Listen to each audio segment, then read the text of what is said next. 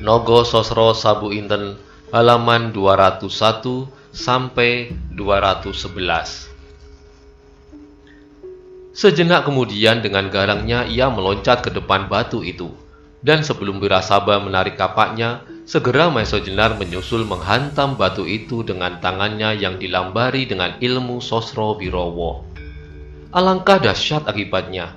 Batu hitam yang sedemikian kerasnya, yang terluka tak sampai sejengkal oleh pukulan kapak Wirasaba dengan tenaga raksasanya, pada saat itu dengan bunyi yang mengejutkan pecah berserakan karena sisi telapak tangan Maisojenar. Wirasaba terkejut bukan alang kepalang. Sampai tanpa disengaja, ia terloncat surut serta kapaknya terlepas dari tangannya. Tubuhnya menggigil serta jantungnya berdegupan tanpa dapat dikuasainya. Sampai beberapa saat ia berdiri termangu seperti kehilangan kesadaran dan tak mengerti apa yang harus dilakukannya, karena ia telah melihat suatu kejadian yang sama sekali tak dapat dibayangkan sebelumnya. Demikianlah sampai beberapa saat Wirasaba berdiri kaku, sampai tiba-tiba terasa pundaknya ditepuk orang. Dengan geragapan ia memandang kepada orang itu, yang tidak lain adalah Maisojenar yang membangunkannya sambil berkata, "Tenangkanlah hatimu, Wirasaba. Itu tadi hanyalah suatu permainan yang jelek." Wirasaba masih belum memiliki seluruh kesadarannya, sehingga ia tidak dapat menjawab kata-kata Maisojenar, kecuali memandangnya saja dengan pandangan yang berputar-putar kebingungan. Sampai kembali Maisojenar berkata sambil menuntunnya duduk di atas sebuah gundukan tanah, "Wirasaba, lupakanlah semua yang telah terjadi. Marilah kita bercakap-cakap sebagai sahabat yang telah beberapa hari tidak bertemu. Bukankah kau dapat banyak bercerita tentang Ki Asem Gede, Kakang Dalam Mantingan, Kakang Demang Penanggalan, serta sahabat-sahabat lain di Pucangan dan Prambanan? Sesudah itu, aku juga banyak sekali mempunyai cerita yang barangkali menarik." Seperti kanak-kanak yang dibimbing ibunya, Wirasaba sama sekali tidak menolak. Ia menurut saja kemana Maisojenar menuntunnya, serta seperti orang bermimpi pula, ia duduk di samping Maisojenar. Ketika sampai beberapa saat, Wirasaba masih berdiam diri. Kembali Maisojenar bertanya, "Wirasaba, siapakah yang memberitahukan kepadamu serta Ki Asem Gede bahwa aku berada di sini?" Kini lamat-lamat Wirasaba telah dapat mendengar pertanyaan-pertanyaan Maisojenar serta telah dapat mengerti. Tetapi meskipun demikian, ia masih belum juga mendapat jawaban, sebab ia baru mengumpulkan kembali ingatan-ingatan atas kejadian-kejadian yang baru saja berlalu. Wirasaba adalah seorang tinggi hati yang dalam perbendaharaan pengalamannya selalu dipenuhi dengan kejadian-kejadian dahsyat di masa mudanya, serta keunggulan kekuatan atas hampir terhadap semua lawan-lawannya, sampai ia dipisahkan dari cara hidupnya itu oleh racun-racun yang melumpuhkan simpul-simpul saraf kakinya. Tetapi meskipun dalam keadaan lumpuh, masih saja ia merasa keperkasaannya tidak berkurang, sehingga suatu ketika sampailah saatnya kakinya dapat sembuh kembali. Dengan demikian, ia semakin merasa dirinya akan dapat mengulangi peristiwa kemenangan demi kemenangan yang pernah dicapainya. Apalagi pada saat itu, ia menghadapi suatu peristiwa yang menurut pendapatnya adalah suatu hinaan bagi sifat kejantanannya. Kehadiran Maisojenar yang telah membebaskan istrinya dari tangan samparan, ketika seseorang yang bernama Sagotra datang kepada mertua Wirasaba dan mengabarkan bahwa Maisojenar berada di daerah Pleridan, maka maksud Wirasaba untuk membuat perhitungan tak dapat dikekang lagi.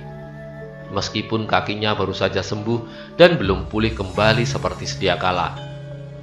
Tetapi tiba-tiba ketika ia telah dapat bertemu dengan orang yang dicarinya itu, disaksikannya suatu peristiwa yang bermimpi pun belum pernah diangankan. Hanya dengan telapak tangan saja, batu hitam sebesar itu dapat dihancurkan. Bagaimanakah jadinya kalau yang dikenai sisi telapak tangan itu kepalanya? Menghadapi peristiwa itu, rontoklah sifat tinggi hatinya. Mendadak tanpa menjawab pertanyaan Maesho Jenar, Wirasaba berdiri serta membungkuk hormat.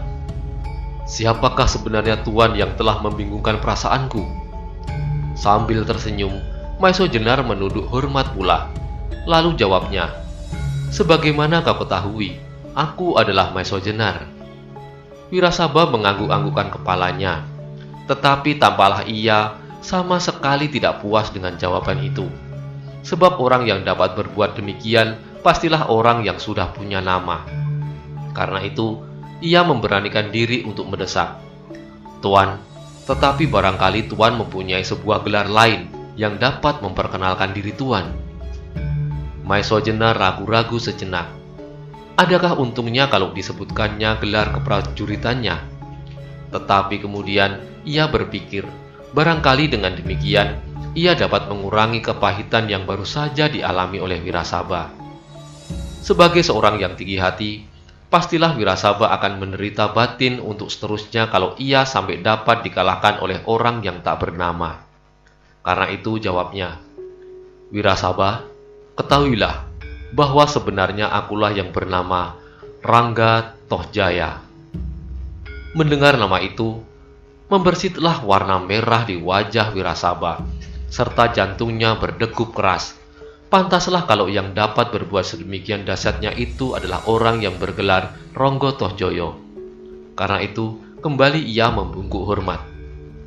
"Tuan Rangga Tohjaya yang perwira, maafkanlah segala kelancanganku. Karena Tuan telah berbuat kemurahan hati untuk membebaskan istriku, maka berdosalah aku yang telah berani menuduhkan hal yang sama sekali tidak wajar kepada Tuan. Karena itu, aku serahkan diriku kepada Tuan untuk menerima hukuman apapun yang Tuan kehendaki," kata Wirasaba dengan suara yang berat penuh penyesalan. Kembali Maesho Jenar tersenyum. "Wirasaba, tidaklah ada hukuman yang pantas aku berikan kepadamu. Sebab wajarlah kalau seseorang dalam perjalanan hidupnya suatu kali mengalami keterlanjuran. Hanya pengalaman yang demikian itulah yang dapat menjadi peringatan bahwa untuk selanjutnya kita harus lebih hati-hati dalam tiap-tiap tindakan kita. Tetapi dari selain itu semua, tadi kau katakan bahwa kau mendapat suatu titipan dari seseorang. Apakah itu?" kata Maesho Jenar. Wirasaba menjadi seperti tersadar. Lalu ia menjawab, "Tuan, aku mendapat titipan dari mertuaku Ki Asem Gede, sebuah bumbung kecil yang aku tidak tahu isinya." Sesudah berkata demikian, segera Wirasaba mengambil bumbung dari kantong ikat pinggangnya dan diserahkannya kepada Maesho Jenar. Segera bumbung itu pun diterima oleh Maesho Jenar, serta ketika dilihat isinya, betul bahwa yang di dalamnya adalah biji bisa ular yang telah dipinjamkan kepada Ki Asem Gede. "Wirasaba," kata Maesho Jenar kemudian, "tidakkah Ki Asem Gede mengatakan kepadamu, apakah khasiat benda yang kau bawa ini?" "Tidak, Tuan," jawab Wirasaba sambil menggelengkan kepalanya. "Ketahuilah, benda ini adalah biji ular yang sangat keras, yang dapat dipergunakan sebagai obat pemusnah bisa atau racun yang lain. Bagi perjalanan hidup, benda ini sangat penting artinya, sebab dengan benda ini pula Ki Asem Gede telah berhasil menyembuhkan kelumpuhanmu," jelas Maesho Jenar. Mendengar kata-kata Maesho Jenar ini, Wirasaba kembali terkejut, ditambah pula dengan perasaan haru yang mendalam. Ternyata atas pertolongan Rangga Tohjaya ini pula kelumpuhan kakinya itu disembuhkan. Mengingat hal itu semua, semakin dalamlah penyesalan yang dirasakannya. Sementara itu Maesho Jenar telah mengajukan pula beberapa pertanyaan mengenai Ki Asem Gede, Kademangan Pucangan serta Prambanan, dan banyak hal mengenai orang-orang yang pernah dikenalnya. Karena itu, sebentar kemudian pembicaraan telah dapat berlangsung lancar. Dari pembicaraan itu diketahui ternyata sepeninggal Maesho Jenar, Ki Dalang Mantingan pun segera kembali ke Prambanan. Dan menurut Wirasaba yang mendengar dari Ki Asem Gede bahwa orang yang bernama Mantingan itu telah kembali ke Wanakerta. Setelah pembicaraan mereka berlangsung, beberapa lama berkisar dari yang satu ke yang lain, maka berkatalah Maesho Jenar, "Nah Wirasaba, marilah kita anggap bahwa apa yang pernah terjadi itu merupakan suatu mimpi yang tak menyenangkan. Dan sekarang ternyata kita telah bangun dan melupakan mimpi itu. Karena itu, kembalilah kepada istrimu seperti pada masa kau datang untuk mengambilnya dahulu. Baiklah Tuan, aku akan kembali kepada keluargaku, serta mengatakan apa yang sudah aku lihat, jawab Wirasaba. Sekarang, sambung Maisojenar, marilah kita beristirahat. Besok kita akan melakukan tugas kita masing-masing. Kau akan kembali kepada keluargamu, sedang aku masih dinanti oleh suatu tugas berat. Mendengar kata-kata Maisojenar, Wirasaba termenung sejenak. Lalu katanya, kalau Tuan masih harus melakukan tugas berat, dapatkah kiranya aku membantu? Maisojenar menggelengkan kepalanya. Wirasaba, bagaimanapun beratnya, tetapi aku tak dapat membagi pekerjaan itu dengan orang lain. Karena itu dengan menyesal, aku tidak dapat menerima tawaranmu. Wirasaba menjadi terdiam. Tugas apakah yang sedang dihadapi Maisojenar? Tetapi karena Maisojenar sendiri telah menyatakan keberatan atas tawarannya, maka ia pun tidak berani lagi mendesak. Sejenak kemudian, Maisojenar telah berdiri. Sambil melangkah ia berkata, "Selamat malam Wirasaba, beristirahatlah. Kalau kau mau, tidurlah di dalam gua bersama aku. Besok kita bisa menuai jagung. Dan sesudah itu, kita berangkat dengan tujuan masing-masing." Segera Wirasaba pun berdiri, serta berjalan mengikuti Maisojenar masuk ke dalam gua untuk bersama-sama beristirahat. Sebelum esok paginya mereka masing-masing akan menempuh perjalanan yang cukup berat. Bagi Maisojenar adalah sebaik-baiknya segera meninggalkan tempat itu. Sebab apabila Wadas Gunung beserta kawan-kawannya sampai dapat mencapai sarangnya sebelum ia meninggalkan tempat itu, mungkin untuk selama-lamanya ia tidak akan lagi dapat pergi. Karena tidak mustahil kalau Pasingsingan sendiri akan melakukan pembalasan. Ketika ayam hutan pada fajar pagi harinya mulai berkokok, Maisojenar pun segera bangun. Wirasaba bangun pula. Sejenak kemudian, ketika sudah mulai terang tanah, keduanya berkemas. Tetapi sebelum mereka pergi, Maisojenar bersama Wirasaba memerlukan memenuhi pesan Ki Ageng Pandan Alas untuk menuai jagung di belakang Bukit Kapur, serta menyimpannya di dalam goa. Mungkin pada suatu saat Ki Ageng Pandan Alas akan kembali lagi ke gua itu, atau salah satu dari mereka pada suatu kali akan mengunjungi tempat itu. Ketika semuanya sudah selesai, maka yang pertama-tama siap untuk berangkat adalah Wirasaba. Atas permintaan Maisojenar, Wirasaba membawa bekal beberapa ontong jagung. Sesudah sekali lagi Wirasaba minta maaf serta menyatakan terima kasihnya, maka segera ia pun berangkat ke timur, kembali kepada keluarganya dengan perasaan yang seolah-olah baru sama sekali. Sepeninggal Wirasaba, segera Maisojenar pun ingat akan tugasnya. Maka tanpa disengaja, ia berdiri di atas sebuah gundukan tanah sambil memandang ke arah barat, ke arah hutan Mentawai yang pekat oleh pepohonan liar. Dari yang paling kecil sampai yang paling besar, pohon-pohon raksasa serta pohon-pohon yang membelit. Meskipun masih agak jauh, tetapi lamat-lamat hutan yang liar itu telah tampak sebagai suatu tabir yang di belakangnya tersembunyi banyak sekali rahasia dan bahaya. Maisojenar menarik nafas dalam-dalam. Ia sama sekali tidak pernah takut untuk menghadapi bahaya yang bagaimanapun besar. Tetapi sebagai seorang prajurit, ia bisa memperhitungkan tindakan-tindakannya. Apa yang harus diusahakannya sekarang adalah membebaskan keris naga sasra dan sabuk inten dari tangan si Marudra. Sebelum itu berhasil, harus dihindari kemungkinan-kemungkinan yang akan menggagalkan usahanya. Bahaya yang paling besar yang dihadapinya apabila ia menempuh hutan itu adalah kemungkinan bertemu dengan Pasingsingan. Sebab bila ia bertemu dengan orang itu, pastilah ia tidak akan dapat melepaskan diri. Bahkan tidak mungkin baginya untuk dapat bertahan menghadapi tokoh yang terkenal itu. Karena itu, timbul pikiran dalam diri Maisojenar untuk menempuh jalan lain. Ia bisa pula mengambil jalan utara, lewat hutan Turi di kaki Gunung Merapi. Lalu sesudah itu akan dilaluinya lapangan batu-batu yang luas.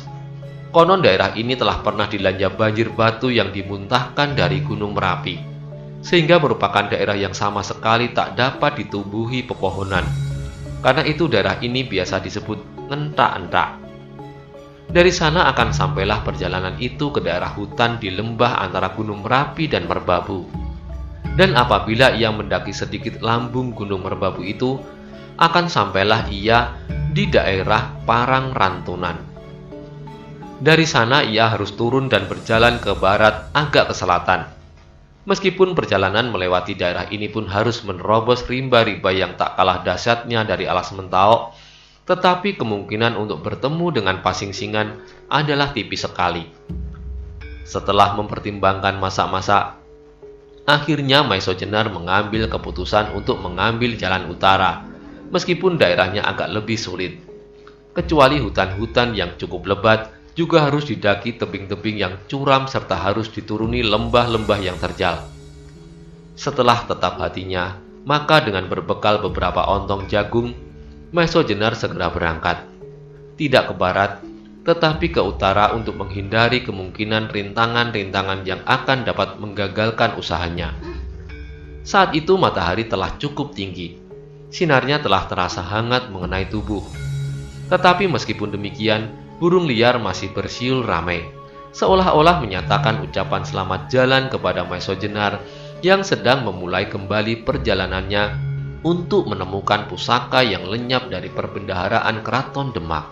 Namun demikian, pikirannya masih saja terganggu oleh kata-kata samparan, bahwa yang sedang diperebutkan oleh golongan hitam itu adalah keturunannya saja dari keris Naga Sasra dan Sabu Inten, jadi bukan keris aslinya.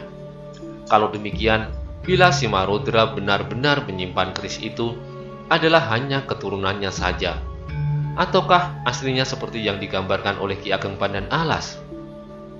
Dua tokoh ternama ternyata mempunyai pendapat yang berbeda tentang keris Naga Sasra dan Sabu Inten.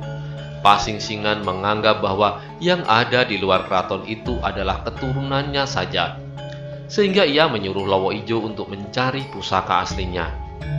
Menilik hal tersebut, ternyata Pasingsingan tidak mengetahui bahwa pusaka aslinya itu sedang lenyap dari perbendaharaan keraton. Demikianlah dengan beberapa pemikiran dan persoalan Maiso Jenar berjalan dengan cepatnya, dengan satu harapan untuk dapat segera sampai ke tempat tujuannya. Menurut perhitungannya, apabila tidak ada suatu halangan, ia akan sampai ke tujuan kira-kira 5 hari 4 malam. Tidak banyak hal-hal yang dialami Maiso Jenar dalam perjalanannya, kecuali kesulitan-kesulitan melawan alam. Tetapi itu pun satu demi satu dapat diatasinya. Dan hal-hal yang demikian bagi Maiso Jenar bukanlah merupakan rintangan dibandingkan dengan orang yang bernama Pasingsingan. Apabila malam tiba, Maiso Jenar selalu mencari tempat untuk tidur di atas cabang-cabang pohon untuk menghindari gangguan-gangguan binatang buas. Sedang di siang hari, ia berjalan sejak matahari terbit sampai matahari terbenam. Maka pada hari ketiga, Maiso Jenar telah dapat meninggalkan daerah-daerah hutan di lereng Gunung Merbabu untuk segera sampai ke Pangrantunan. Tetapi demikian ia sampai ke daerah persawahan Pangrantunan, hatinya segera dikejutkan oleh sebuah panji-panji yang terpancang dengan megahnya, bergambar harimau hitam yang sedang mengaum hebat. Harimau hitam itu digambar di atas dasar merah darah, pada kain yang dianyam dari serat kulit kayu yang dikemplong halus. Melihat panji-panji itu, segera Maiso Jenar dapat menebak bahwa panji-panji itu adalah tanda-tanda yang ditinggalkan oleh gerombolan Simarodra. Tetapi apakah kepentingannya panji-panji itu dipasang di tempat ini? Itulah yang menjadi pertanyaan, apalagi di daerah Pangrantunan. Menurut keterangan gurunya, Pangrantunan pernah menjadi pusat percaturan para tokoh sakti, sebab di daerah ini beberapa puluh tahun yang lalu pernah diadakan semacam pertemuan dari beberapa tokoh sakti yang saat ini pada umumnya sudah tidak pernah menampakkan diri lagi. Di antaranya, beberapa tokoh yang pernah mengadakan pertemuan itu adalah almarhum Ujung Kulon Pasingsingan, Titis Anganten, serta Ki Ageng Pandan Alas. Adapun yang menjadi tuan rumah dalam pertemuan itu adalah Ki Ageng Suro Dipoyono, yang pada saat itu menjadi kepala daerah Perdikan Pangrantunan. Sekarang, di bekas daerah yang terkenal itu berkibar panji-panji sebuah gerombolan dari golongan hitam.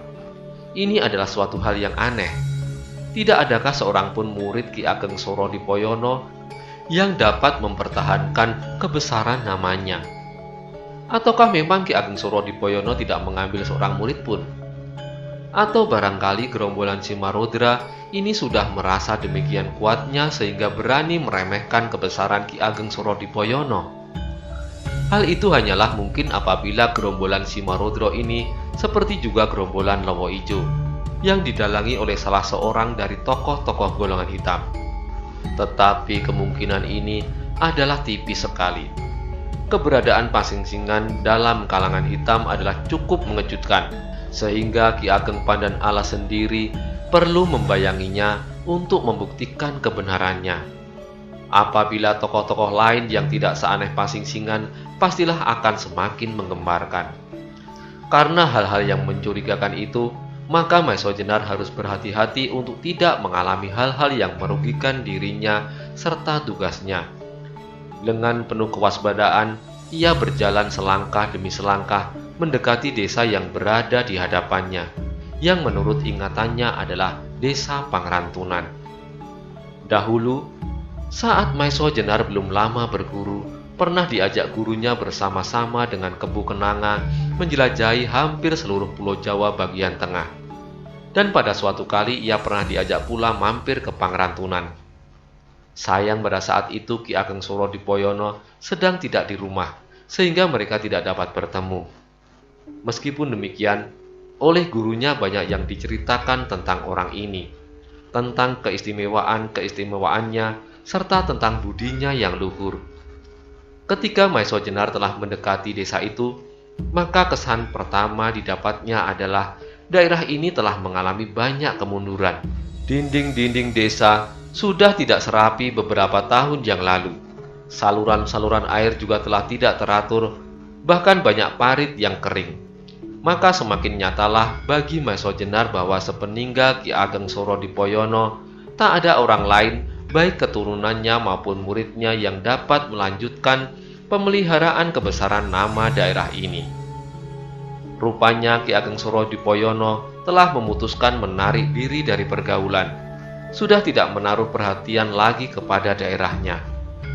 Maka ketika Maeso Jenar melihat seorang petani tua sedang menyangkul tanah yang tampaknya keras dan tandus, ia memerlukan mendekatinya. Barangkali darinya dapat didengar cerita tentang sebab-sebab kemunduran daerah ini, serta yang penting panji-panji yang dipancangkan oleh Simarodra itu. Melihat orang asing mendatanginya, maka petani tua itu pun berhenti mencangkul, serta mengawasi Maeso Jenar dengan seksama. Meskipun pandangan matanya tidak memancarkan kecurigaan, tetapi jelas mengandung pertanyaan-pertanyaan. Setelah sampai di hadapan orang itu, segera Maeso Jenar membungkuk hormat. Orang itu ternyata juga orang yang ramah dan sopan. Karena itu sambil tertawa ia pun membungkuk hormat. Malahan sebelum Maeso Jenar bertanya, ia sudah mendahuluinya. "Selamat datang di daerah ini, anak mas. Rupa-rupanya anak mas memerlukan pertolonganku." Mendapat sambutan yang demikian ramahnya serta tak diduga-duga, Maeso Jenar terperanjat. Maka cepat-cepat dijawabnya, "Mudah-mudahan kedatanganku tidak mengganggu pekerjaan Bapak." Tidak, sama sekali tidak. Apakah yang dapat aku kerjakan untukmu, anak mas?" Sahut orang itu. "Aku ingin mendapat beberapa keterangan mengenai daerah ini," jawab Maeso Jenar. Orang tua itu mengangguk-angguk kecil. Cangkulnya lalu diletakkannya. Katanya kemudian, "Baiklah anak mas, kalau saja aku mengetahui, pastilah aku akan menjawabnya. Banyakkah keterangan-keterangan yang anak mas perlukan?" Tidak Bapak.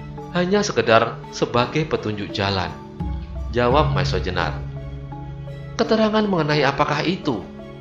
tanya orang tua itu. "Bapak," sambung Maeso Jenar, Apakah Bapak mengetahui mengenai panji-panji yang terpanjang di tepi desa itu?" Mendengar pertanyaan Maison Jenar itu, tiba-tiba wajahnya berubah. Tampaklah kecemasan membayang di wajahnya. "Keterangan mengenai bendera itu agak panjang, anak mas. Kalau anak mas sudi, marilah mampir ke pondokku sebentar. Barangkali aku dapat menyuguhkan sesuatu, walaupun hanya air kelapa sebagai penawar haus. Serta barangkali sedikit keterangan mengenai panji-panji merah itu." Maison Jenar sulit untuk menolak ajakan orang tua yang nampaknya sangat terbuka hatinya. Ditambah lagi dengan keinginannya mendengar keterangan-keterangan tentang panji-panji yang bergambar harimau itu.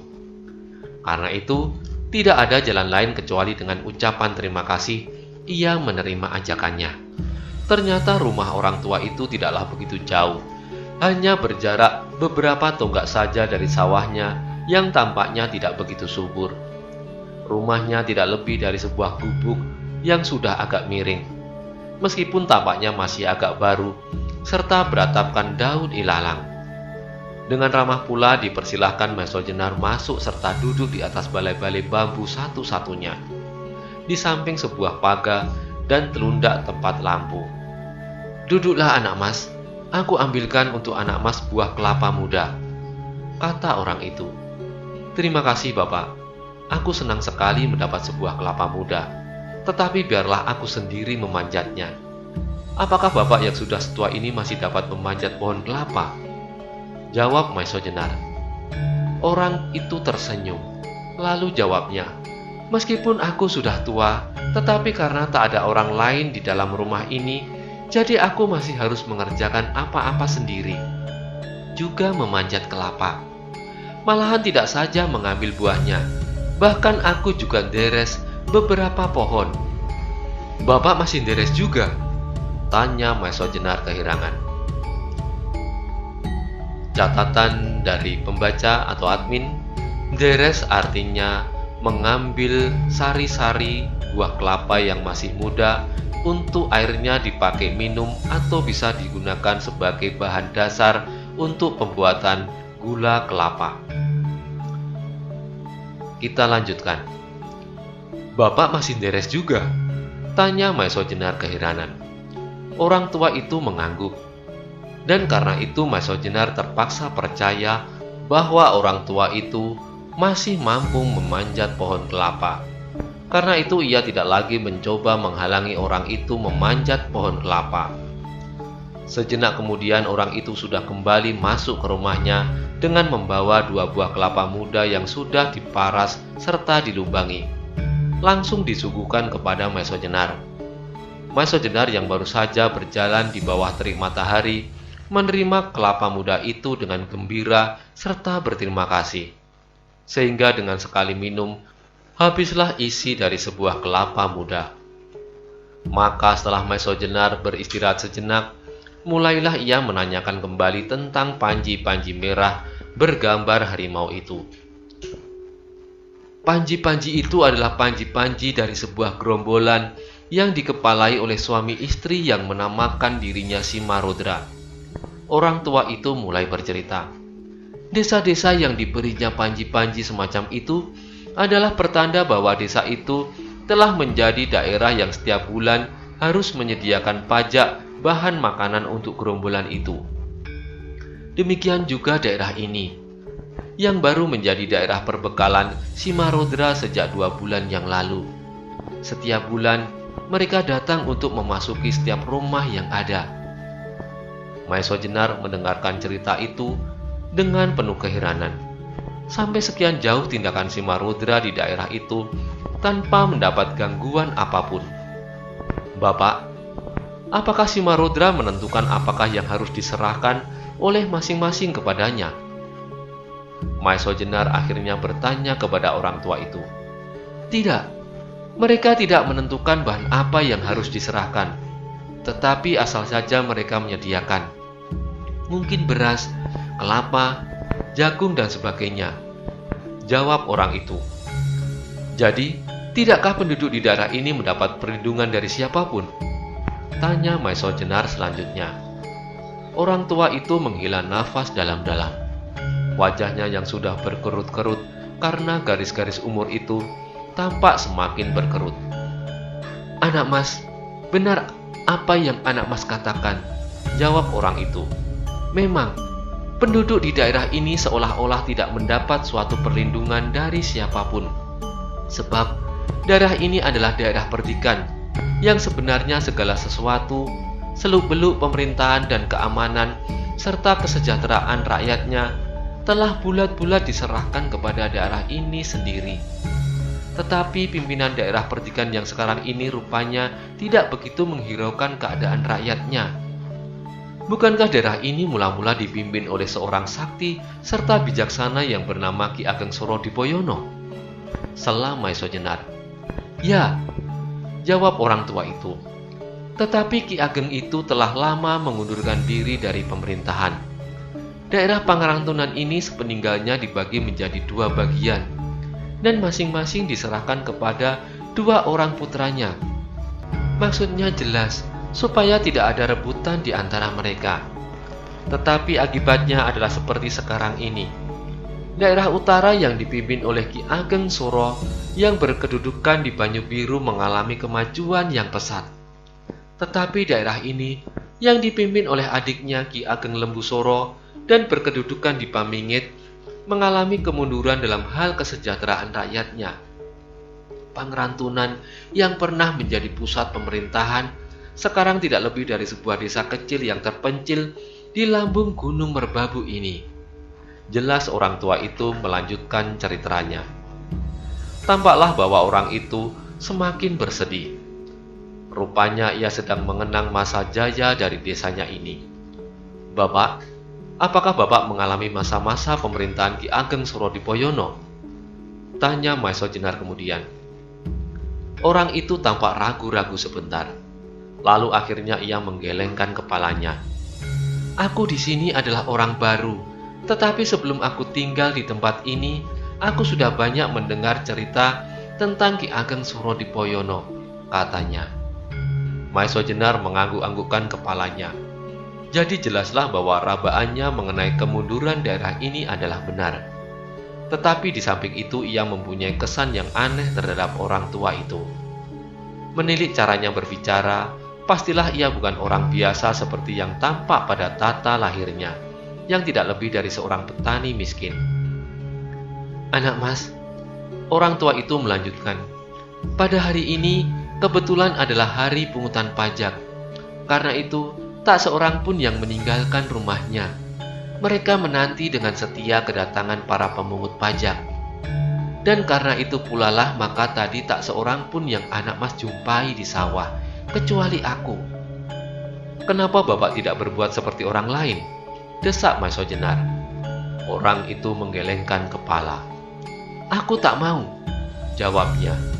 Belum lagi mereka habis bercakap-cakap, tiba-tiba terdengarlah derap beberapa ekor kuda.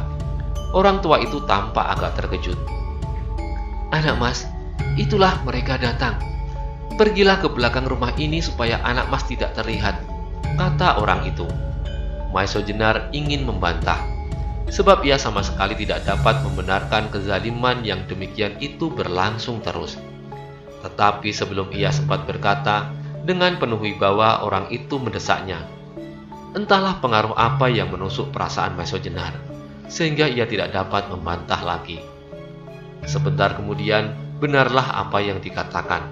Beberapa orang yang dipimpin oleh seorang yang bertubuh tegap tinggi serta berambut hampir di seluruh mukanya datang dan langsung memasuki rumah orang tua itu. Tanpa berkata apa-apa, orang tua itu dengan ganasnya diseret keluar dan dipukuli dengan cemeti semau-maunya. "Panggil seluruh penduduk desa ini," teriaknya kemudian. "Suruhlah mereka menyaksikan contoh bagi mereka yang mau sengaja menghindari kedatangan kami." Bersambung ke halaman 212.